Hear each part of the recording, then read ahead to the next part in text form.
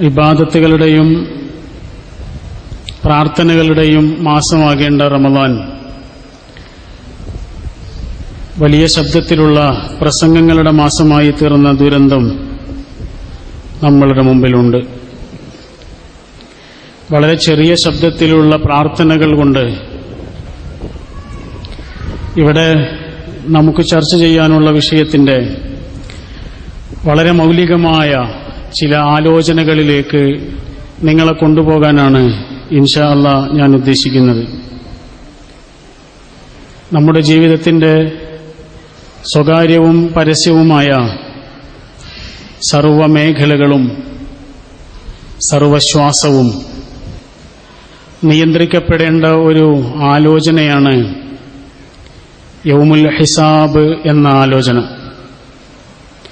ആ ആലോചന എത്ര ഒരാൾക്ക് കുറഞ്ഞു പോകുന്നുണ്ടോ അത്രയും അയാളുടെ ജീവിത മേഖലകൾ അശുദ്ധമാകും, കേടുകൾ വന്നു തുടങ്ങും, അയാളുടെ സംസാരം കേടുവന്നതായി മാറും, അയാളുടെ സൗഹൃദങ്ങൾ കേടുവന്നതാകും, അയാളുടെ സമ്പത്ത് കേടുവന്നതാകും, അയാളുടെ ഇടപെടലുകളും ഇടപാടുകളും കേടുവന്നതാകും. അയാൾ ഒറ്റയ്ക്കിരിക്കുമ്പോൾ കേടുവന്നത് ചിന്തിക്കും, കൂട്ടത്തിലാകുമ്പോൾ കേടില്ലാത്തവനായി അഭിനയിക്കും. ഹൃദയത്തിന്റെ ആഴങ്ങളിൽ വേര് പടർന്നു കിടക്കുന്ന യൗമുൽ ഹിസാബിന്റെ ആലോചനയാണ് ബാക്കിയെല്ലാം ശുദ്ധമാക്കുന്നത്. നമ്മുടെ കണ്ണിന് അള്ളാഹു കൊടുത്ത ഒരു ഡ്യൂട്ടിയുണ്ട്, അത് കാണുക എന്ന ഡ്യൂട്ടിയാണ്. അത് കണ്ണ് ചെയ്യുന്നുണ്ട്. കാതിന് അള്ളാഹു കൊടുത്തിരിക്കുന്ന ഉത്തരവാദിത്വം കേൾക്കുക എന്നുള്ളതാണ്, അത് കാത് ചെയ്യുന്നുണ്ട്. നാവിന് കൊടുത്തിരിക്കുന്ന ഉത്തരവാദിത്വം സംസാരിക്കുക എന്നുള്ളതാണ്, നാവ് ആ ഡ്യൂട്ടി ചെയ്യുന്നുണ്ട്. പക്ഷെ എന്താണ് സംസാരിക്കേണ്ടത് എന്ന് തീരുമാനിക്കുന്നത് നാവല്ല. നാവ് സംസാരിക്കുന്നുണ്ട്, പക്ഷെ എന്താണ് സംസാരിക്കേണ്ടത് എന്ന് തീരുമാനിക്കുന്നത് നാവല്ല. എന്താണ് കേൾക്കേണ്ടത് എന്ന് തീരുമാനിക്കുന്നത് ചെവിയല്ല. എന്താണ് കാണേണ്ടത് എന്ന് തീരുമാനിക്കുന്നത് കണ്ണല്ല, അത് ഹൃദയമാണ്. അപ്പൊ ആ ഹൃദയം ശുദ്ധമായി തുടങ്ങിയാൽ, ശുദ്ധമായി കഴിഞ്ഞാൽ നമ്മളാണ് ശുദ്ധമാകുന്നത്. ഞാൻ എന്ന് പറഞ്ഞാൽ അതെന്റെ ഹൃദയത്തിലുള്ള ആലോചനകളും അതനുസരിച്ചുള്ള പ്രവർത്തനങ്ങളുമാണ്. നിങ്ങളെന്ന് പറഞ്ഞാൽ അതാണ്. അപ്പോ വീണ്ടും വീണ്ടും നമ്മൾ തിരിഞ്ഞു നിൽക്കേണ്ടത് നമ്മുടെ തന്നെ നേർക്കാണ്. വീണ്ടും വീണ്ടും നമ്മൾ വിചാരണ ചെയ്യേണ്ടത് നമ്മളെ തന്നെയാണ്. ആ വിചാരണയാണ് ഇത്തരമൊരു സംഗമത്തിൽ റമദാനിന്റെ പുണ്യത്തിൽ നിന്നുകൊണ്ട് നമുക്ക് ചെയ്യാനുള്ളത്. സ്വയം എത്ര ഒരാൾ വിചാരണ ചെയ്തിട്ടുണ്ടോ അത്രയും അയാൾക്ക് വരാനിരിക്കുന്ന വിചാരണ എളുപ്പമായിരിക്കും. സ്വന്തത്തെക്കുറിച്ച് പുനരാലോചിക്കാൻ, പ്രവർത്തനങ്ങളെക്കുറിച്ച്, സൗഹൃദങ്ങളെക്കുറിച്ച്, സമ്പത്തിനെക്കുറിച്ച്, പ്രവർത്തനങ്ങളെക്കുറിച്ച് നിരന്തരമായി വിചാരണ ചെയ്തുകൊണ്ടിരിക്കുന്ന ഒരാൾക്ക് നാളെ അവിടെയും നേരിടാനുള്ള ചോദ്യം അതാണ്. ആ ചോദ്യത്തിന് ഉത്തരം കൊടുക്കാൻ അയാൾക്ക് വളരെ എളുപ്പമായിരിക്കും.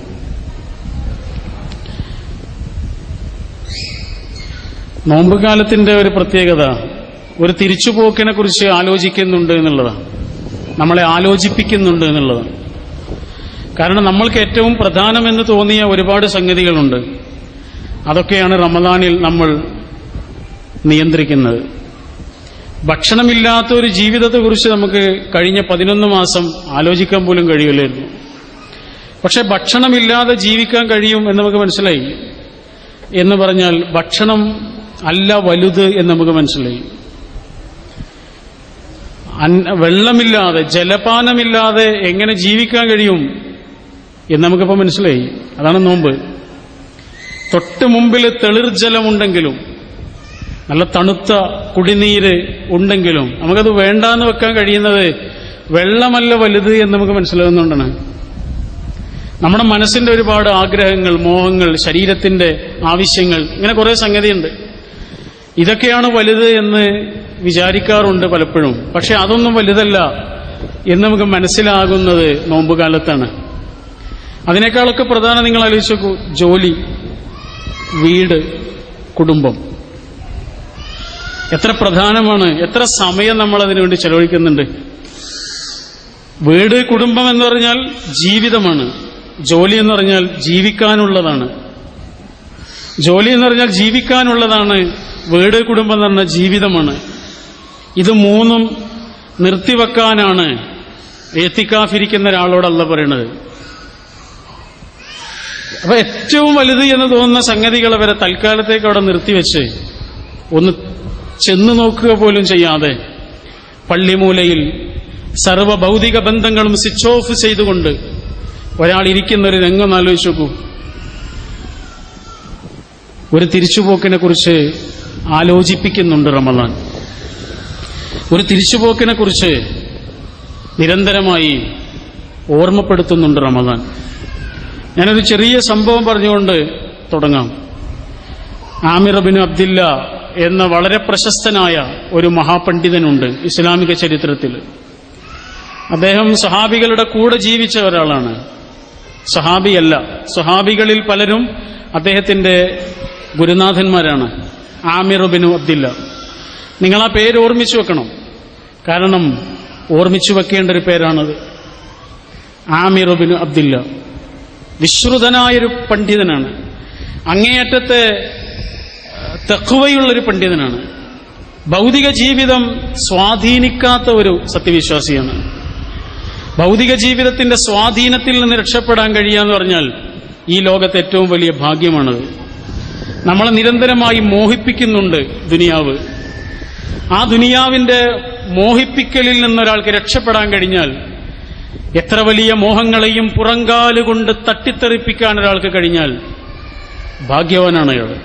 നമ്മുടെ ഇടയിൽ ജീവിച്ചിരിക്കുന്നുണ്ടോ അങ്ങനെയുള്ള ആളുകൾ? ഈ പറയുന്ന ആൾക്ക് അതിനുള്ള ബാധ്യത, അതിനുള്ള ഒരുപക്ഷെ അതിനുള്ള യോഗ്യത ഉണ്ടാവണമെന്നില്ല. പക്ഷെ ഇരിക്കുന്നവരിൽ പലരുമുണ്ട്. അങ്ങനെയുള്ള ചില ആളുകളെ കുറിച്ച് അല്ലാഹു പറയുന്നുണ്ട്, ഇന്ന അഗ്ബത ഔലിയാഇ ഇൻദി. ഒരു ഖുദ്സിയായ ഹദീസാണ്. അള്ളാഹ്ക്ക് ഏറ്റവും ഇഷ്ടപ്പെട്ട ആളുകളുണ്ട് മനുഷ്യരുടെ കൂട്ടത്തിൽ, ഔലിയാക്കൾ എന്നാ പറഞ്ഞത്. അവരാരാന്നറിയോ? ഒരു സദസ്സിൽ അവർ വന്നാൽ എല്ലാവരും അവരങ്ങനെ നോക്കൂല. കാരണം അവരത്ര ഫേമസ് ഒന്നുമില്ല. ഒരു സദസ്സിൽ അവർ വന്നിട്ടില്ലെങ്കിൽ എന്തേപ്പം അയാൾ വരാതിരുന്നു എന്ന് ആരും അന്വേഷിക്കൂല. കാരണം അത്ര പ്രസിദ്ധനല്ല, അത്ര പ്രധാനപ്പെട്ട ഒരാളൊന്നുമല്ല. പക്ഷേ അങ്ങനെയുള്ള ആളുകളെ കുറിച്ച് അള്ളാഹു പറയുന്നതായി റസൂൽ തിരുമേനി സ്വല്ലല്ലാഹു അലൈഹി വസല്ലം പറഞ്ഞു തരികയാണ്, അവർ ഔലിയാക്കളാണ്. പ്രസിദ്ധരല്ലാത്തവരാണവർ ഔലിയാക്കൾ. എന്നാൽ അവരെങ്ങാനും ഈ ലോകത്തിൽ നിന്ന് മരിച്ചുപോയാൽ ഒരുപാട് സമ്പത്ത് അനന്തര സ്വത്തായി അവർ ബാക്കി വെക്കുകയില്ല. കുറെ സമ്പത്തൊന്നും ഉണ്ടാവില്ല, കുറെ മക്കളുടെ, കുറെ തലമുറകളുടെ സമ്പാദ്യമൊന്നും അവർക്കുണ്ടാവില്ല.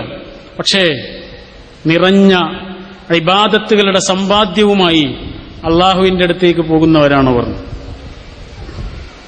ആമിർ ബിൻ അബ്ദില്ല അദ്ദേഹം രോഗം കൊണ്ട് പ്രയാസപ്പെടുന്ന സമയത്ത്, വളരെ തീവ്രമായ കഠിനമായ വേദനയിൽ പുളയുന്ന സമയത്ത്, അദ്ദേഹത്തിന്റെ കുടുംബം മുഴുവനും ചുറ്റും ഇരുന്നിട്ട് കരയുന്ന ഒരു സമയത്ത്, മരണത്തോട് മല്ലടിച്ച് കിടക്കുന്ന സമയത്ത് പള്ളിയിൽ നിന്ന് ബാങ്ക് കേൾക്കുകയാണ്. പള്ളിയിൽ നിന്ന് ബാങ്ക് കേട്ടപാടെ അദ്ദേഹത്തിന്റെ ശ്രമം കുടുംബത്തോട് പറഞ്ഞു, എന്റെ കൈയൊന്ന് പിടിക്കൂ. അപ്പൊ അവർ ചോദിച്ചു, എന്തിനാണ് കൈ പിടിക്കുന്നത്? എനിക്കൊന്ന് എഴുന്നേൽക്കണം. എന്തിനാണ് എഴുന്നേൽക്കുന്നത്? എനിക്ക് പള്ളിയിലേക്ക് പോകണം. അപ്പൊ കുടുംബത്തിലുള്ള എല്ലാവരും തടഞ്ഞു, ഈ അവസ്ഥയിൽ പള്ളിയിൽ പോകണ്ടെന്ന് പറഞ്ഞു. അപ്പൊ അദ്ദേഹം പറഞ്ഞൊരു വാക്കുണ്ട്. എന്താ പറഞ്ഞതെന്നറിയോ? സുബ്ഹാനല്ലാഹ്. നിസ്കാരത്തിന് വിളിച്ചിട്ട് ഞാനതിന് ഉത്തരം നൽകാതിരിക്കുകയോ? എന്റെ കൈ പിടിക്കൂ. രണ്ടാളുകൾ അദ്ദേഹത്തെ താങ്ങിയെടുത്തു. അദ്ദേഹം ഇമാമിനോടൊപ്പം ഒരു റക്അത്ത് നിസ്കരിച്ചു. പിന്നീട് സുജൂദിലേക്ക് വീണ് മരണപ്പെട്ടു. ആമിർ ഇബ്നു അബ്ദില്ല. എത്ര മനോഹരമായ ഒരു മരണമാണ് എന്നാലോചിച്ചു നോക്കൂ. കുവൈത്തിലുള്ള നമ്മുടെ ഒരു സുഹൃത്തുണ്ട്. അദ്ദേഹത്തിന്റെ ഉപ്പയെക്കുറിച്ച് അദ്ദേഹം പറഞ്ഞ ഒരു ഓർമ്മയുണ്ട്. ഉപ്പയെക്കുറിച്ച് പറഞ്ഞാൽ അദ്ദേഹം കരഞ്ഞുപോകും. കാരണം അള്ളാഹുവിനോടുള്ള ആത്മബന്ധം എത്ര പ്രധാനമായി ജീവിതത്തിൽ സൂക്ഷിക്കാമെന്ന് കുടുംബത്തിന് മുഴുവനും മക്കൾക്ക് മുഴുവനും കാണിച്ചു കൊടുത്ത ഒരു വലിയ ജീവിതത്തിന്റെ ഉടമയായിരുന്നു ആ പിതാവ്. അദ്ദേഹം പറയും, ഉപ്പാക്ക് അസുഖം വന്ന് കിടക്കുന്ന സമയത്ത് അവസാനം ഉപ്പ ഞങ്ങളോട് പറഞ്ഞു, എന്റെ കൈയൊന്ന് പിടിക്കൂ. ഞങ്ങൾ കൈ പിടിച്ചു.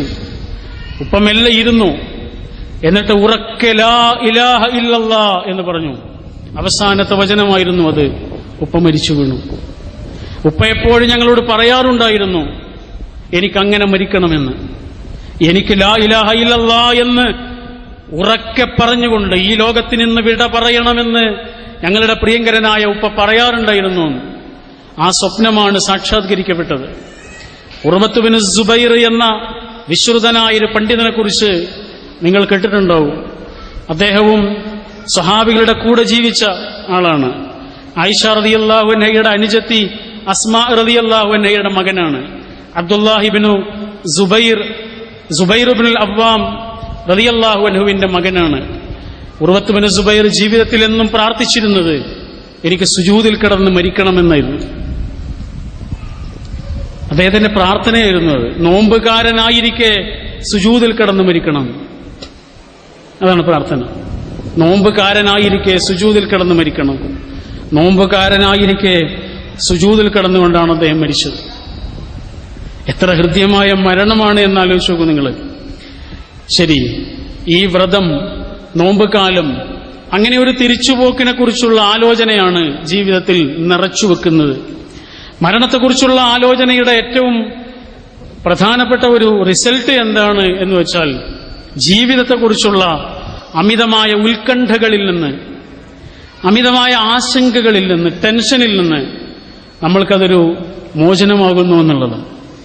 ഹൃദയം തുരുമ്പ് പിടിക്കാൻ സാധ്യതയുണ്ട് എന്ന് അള്ളാഹുവിന്റെ ഹബീബ് റസൂലുള്ളാഹി സ്വല്ലല്ലാഹു അലൈഹി വസല്ലം പറഞ്ഞു.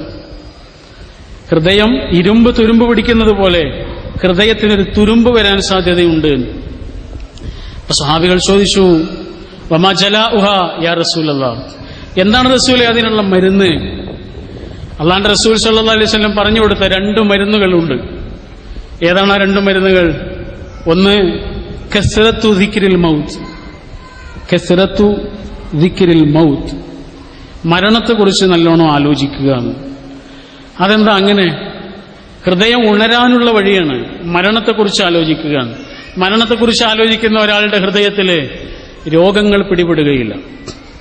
ഹൃദയ രോഗങ്ങളെക്കുറിച്ച് ഖുർആൻ പറഞ്ഞിട്ടില്ലേ? അസൂയ, അഹങ്കാരം, ധിക്കാരം, ശത്രുത, കോപം, ഇങ്ങനെ പാടില്ലാത്ത കുറെ അസുഖങ്ങളുണ്ട്. അതൊക്കെ പിടിപെടുന്നത് ഹൃദയത്തിനാണ്. മരിക്കുന്നതിനെ കുറിച്ച് ധാരാളമായി ആലോചിക്കുന്ന ഒരാളുടെ ഹൃദയത്തില് അസൂയക്ക് എന്ത് സ്ഥാനമാണുള്ളത്? എന്ത് സ്ഥാനം? മരണത്തെക്കുറിച്ചുള്ള നിതാന്തമായ ചിന്ത അലയടിക്കുന്ന ആ ഒരു ഹൃദയത്തില് അഹങ്കാരത്തിന്, അസൂയക്ക്, കോപത്തിന്, പകയ്ക്ക് എന്ത് സ്ഥാനമാണുള്ളത്? സ്വർഗാരാമങ്ങളിൽ നിന്നുള്ള പൂമണമേറ്റ് കഴിയുന്ന ഒരു ഹൃദയത്തിന്റെ ഉള്ളില് ഒരാളോട് ശത്രുതയ്ക്ക് എങ്ങനെ സ്ഥാനമുണ്ടാകാനാണ്? അതുകൊണ്ടാണ് റസൂലുള്ളാഹി പറഞ്ഞത്, ഹൃദയം ഉണരാനുള്ള വഴി മരണത്തെ ആലോചിക്കാന്ന്. രണ്ടാമതായി പറഞ്ഞത് എന്താണെന്നറിയോ?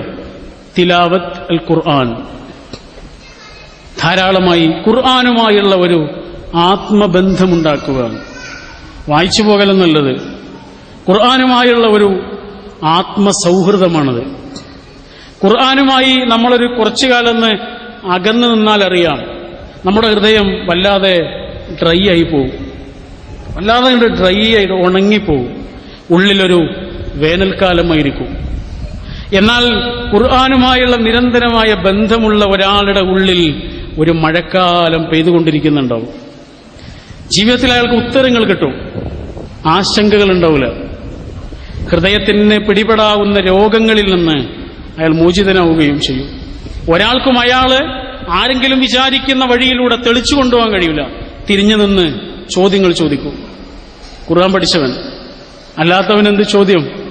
ഖുർആൻ പഠിച്ചവനെ ആരെങ്കിലും നയിക്കുന്ന വഴിയിലൂടെ കൊണ്ടുപോകാൻ കഴിയില്ല. ആരെങ്കിലും കണ്ണും കയ്യും കാട്ടുമ്പോഴേക്ക് അവരുടെ പിന്നാലെ ഇറങ്ങിപ്പുറപ്പെടില്ല. കാരണം അവന് ചോദ്യങ്ങളുണ്ടാവും, അവൾക്ക് ചോദ്യങ്ങളുണ്ടാവും. അതുകൊണ്ടാണ് റസൂലുള്ളാഹി സ്വല്ലല്ലാഹു അലൈഹി വസല്ലം പറഞ്ഞത്, ഖുർആനുമായുള്ള ബന്ധവും മരണത്തെക്കുറിച്ചുള്ള ആലോചനയും ഒരേ സമയം ഹൃദയ രോഗങ്ങളിൽ നിന്നുള്ള മോചനമാണ്, തിന്മകളിൽ നിന്നുള്ള മോചനവുമാണ്, പാപങ്ങളിൽ നിന്നുള്ള മോചനമാണത്. നമ്മുടെ അന്ത്യം എങ്ങനെയായിരിക്കും, അവസാനത്തെ ഒരു നിമിഷം എങ്ങനെയായിരിക്കും ആ നിമിഷം എന്നതിനെ കുറിച്ചുള്ള ഒരു ചിന്തയാണത്. എന്റെ അവസാനത്തെ നിമിഷം, ഈ ലോകത്ത് ഞാൻ കഴിച്ചു കൂട്ടുന്നതിലെ അവസാനത്തെ സെക്കൻഡ്, ആ സെക്കൻഡിൽ ഞാൻ എന്തായിരിക്കും ചെയ്യുന്നത് ഒന്ന് ആലോചിച്ച് നോക്കൂ നിങ്ങൾ. നമ്മൾ എന്തായിരിക്കും ചെയ്യുന്നത്? പറയാൻ ഒരുപാട് കാര്യങ്ങൾ ബാക്കിയാക്കി, ഒരുപാട് ആളുകളോടുള്ള ശത്രുത മനസ്സിൽ ബാക്കിയാക്കി, ഈ ലോകത്തിൽ നിന്ന് തിരിച്ചു പോകാനാണ് നമ്മുടെയൊക്കെ വിധിയെങ്കിൽ എത്ര മോശപ്പെട്ടൊരു മരണമാണ് എന്നാലോചിച്ചു. ഒരു സ്വഹാബിയെക്കുറിച്ച് അല്ലാഹുവിന്റെ റസൂൽ സല്ലല്ലാഹു അലൈഹി വസല്ലം പറഞ്ഞു, അദ്ദേഹം സ്വർഗത്തിലാണ്. 3 പ്രാവശ്യം പറഞ്ഞു. സ്വർഗത്തിൽ പോകുന്ന ഒരാളെ നിങ്ങൾക്ക് കാണണോ? അയാൾ ഇപ്പൊ വരും. സ്വഹാബികളൊക്കെ ഇങ്ങനെ ആകാംക്ഷയോടുകൂടി കാത്തിരുന്നു എന്നാണ്. അപ്പണ്ട് ഒരാൾ ഇങ്ങനെ വരുന്നത്. നമ്മുടെ നാട്ടിലെ ഒരു നാടൻ കാക്കയെ കുറിച്ച് ആലോചിച്ച് നോക്കുങ്ങൾ. ഒരു നാടൻ സാധാരണക്കാരനായൊരു മനുഷ്യൻ. ഇദ്ദേഹത്തെക്കുറിച്ച് പറയുന്നത് അദ്ദേഹത്തിന്റെ ചെരുപ്പ് കയ്യിൽ പിടിച്ചിട്ടുണ്ട് എന്ന്. സാധാരണ ചെരുപ്പ് കയ്യിൽ പിടിക്കുന്ന ആളുകൾ എന്ന് പറഞ്ഞാൽ അത്രയും സാധാരണത്വമുള്ള ലാളിത്യമുള്ള ആളുകളാണ് ചെയ്യുക. ഇദ്ദേഹം ചെരുപ്പ് കയ്യിൽ പിടിച്ചിട്ട് ഇങ്ങനെ കടന്നു വരുന്നു എന്നാണ് ഹദീസിൽ പറയുന്നത്. അദ്ദേഹത്തെക്കുറിച്ച് റസൂലുള്ളാഹി പറയണേ സ്വർഗത്തിലാണ്. 3 പ്രാവശ്യം പറഞ്ഞു. മറ്റൊരിക്കൽ വീണ്ടും റസൂലുള്ളാഹി പറഞ്ഞു, സ്വർഗത്തിൽ പോകുന്ന ഒരാളെ നിങ്ങൾക്ക് കാണണോ? സഹാബികളൊക്കെ ആകാംക്ഷയോടുകൂടി കാത്തിരുന്നു. ഇനി ഇങ്ങോട്ട് കടന്നു വരാനിരിക്കുന്ന ആളാണ് എന്ന്. അപ്പോഴും വന്നത് ഈ സാധുവായ സഹാബിയായിരുന്നു. 3 പ്രാവശ്യം അങ്ങനെ പറഞ്ഞു. അപ്പൊ സഹാബികൾക്ക് ഒരു ചിന്ത, എന്തായിരിക്കും അദ്ദേഹത്തെ സ്വർഗത്തിലേക്ക് എത്തിച്ചത്? നമ്മളൊന്നും ചെയ്യാത്ത ഒരു കാര്യം അദ്ദേഹം ചെയ്യുന്നുണ്ടാവും. അതെന്താണ് എന്നറിയാൻ സഹാബികൾ അംർ റളിയല്ലാഹു അൻഹുവിനെ ഇദ്ദേഹത്തിന്റെ കൂടെ പറഞ്ഞയക്കുകയാണ് ചെയ്യുന്നത്. അംർ ബിൻ അബ്ദില്ല. അങ്ങനെ ആ സ്വഹാബി അദ്ദേഹത്തിന്റെ കൂടെ പോയി 3 ദിവസം അദ്ദേഹത്തിന്റെ കൂടെ താമസിച്ചു എന്നാണ്. പ്രത്യേകിച്ചൊന്നും കണ്ടില്ല. പ്രത്യേകിച്ച് സാധാരണ ആളുകൾ ചെയ്യുന്നതിനേക്കാൾ ഒരു കാര്യം അദ്ദേഹം ചെയ്യുന്നതായിട്ട് കണ്ടില്ല. 3-ാമത്തെ ദിവസം ആ വീട്ടിൽ നിന്ന് തിരിച്ചു പോരുമ്പോൾ അദ്ദേഹം ചോദിക്കുന്നുണ്ട്, നിങ്ങൾ എന്തിനു വേണ്ടിയായിരുന്നു ഇവിടെ താമസിച്ചിരുന്നത്? അപ്പൊ അദ്ദേഹം പറഞ്ഞു, ഇങ്ങനെ റസൂൽ നിങ്ങളെക്കുറിച്ച് പറഞ്ഞു, താങ്കളെക്കുറിച്ച് പറഞ്ഞു, സ്വർഗത്തിലാണ്. അതെന്തുകൊണ്ടായിരിക്കുമെന്നറിയാൻ വേണ്ടി വന്നതാണെന്ന് പറഞ്ഞു. അദ്ദേഹത്തിന് വല്ലാത്ത സന്തോഷം സ്വർഗത്തിലാണ് എന്ന് കേട്ടപ്പോൾ. അദ്ദേഹം ഒരുപാട് ആലോചിച്ചിട്ട് പറഞ്ഞു, ഇല്ല, നിങ്ങളൊക്കെ ചെയ്യുന്നതന്നെ ഞാനും ചെയ്യുന്നുള്ളൂ, കൂടുതലൊന്നും ചെയ്യുന്നില്ല. എത്ര ആലോചിച്ചിട്ടും അദ്ദേഹത്തിന് കിട്ടുന്നില്ല. അങ്ങനെ അംർ റളിയല്ലാഹു അൻഹു സലാം പറഞ്ഞ് തിരിച്ചു പോന്നു എന്നാണ്. കുറച്ച് കഴിഞ്ഞപ്പോ ഇദ്ദേഹം തിരിച്ചു വിളിക്കുന്നുണ്ട്. ഒരു നിമിഷം, ഒരു കാര്യം പറയാനുണ്ട്, എന്നെക്കുറിച്ച് ഒരു ചെറിയ കാര്യം പറയാനുണ്ട്. എന്താണ് കാര്യം? ഇത്രയേ ഉള്ളൂ, എന്റെ മനസ്സിൽ ഒരാളെക്കുറിച്ചും ഒരു മോശമായ ചിന്ത ഉണ്ടാകാറില്ല. അദ്ദേഹം പറഞ്ഞതാണ്, എന്റെ മനസ്സിൽ ഒരാളെക്കുറിച്ചും, ഇനിയിപ്പോ ആരെങ്കിലും ഒരാളെക്കുറിച്ച് വന്ന് പറഞ്ഞാൽ പോലും എന്റെ ഒരു ചെവിയിലൂടെ കേൾക്കുന്നു, മറ്റൊരു ചെവിയിലൂടെ പുറത്തു കളയുന്നു, ഞാനത് സൂക്ഷിക്കാറില്ല. ഒരാളെക്കുറിച്ചും എന്റെ മനസ്സിലൊരു ശത്രുതയില്ല, ഒരാളോടും എന്റെ മനസ്സിലൊരു പകയില്ല, ഒരാളും എന്റെ ശത്രുവല്ല. അതാണ് അദ്ദേഹം പറഞ്ഞത്. അംർ റളിയല്ലാഹു അൻഹു റസൂലിന്റെ അടുത്ത് വന്നിട്ട് ചോദിച്ചു, ഇങ്ങനെയൊക്കെ പറഞ്ഞിട്ടുണ്ട്, ഇതാണോ അദ്ദേഹം സ്വർഗത്തിൽ പോകാനുള്ള കാരണമെന്ന്? അല്ലാഹുവിന്റെ റസൂൽ പറഞ്ഞു, മറ്റെന്താണ്? അതന്നെയാണ് സ്വർഗത്തിൽ പോകാനുള്ള കാരണം. അന്നാലോചിച്ചുകള്, ഹൃദയത്തിന്റെ ഉണർച്ചയാണത്, മനസ്സിന്റെ വിശുദ്ധിയാണത്. അപ്പോ ജീവിതമാകെ സംശുദ്ധമാകുന്നത്, ഹൃദയ രോഗങ്ങളിൽ നിന്ന് ജീവിതം ശുദ്ധമാകുന്നത്, തിന്മകളിൽ നിന്ന് ജീവിതം കരകയറുന്നത് അവസാനത്തെ ഒരു സെക്കൻഡിനെ കുറിച്ചുള്ള ആലോചനയാണ്. അത് മരണമാണ്.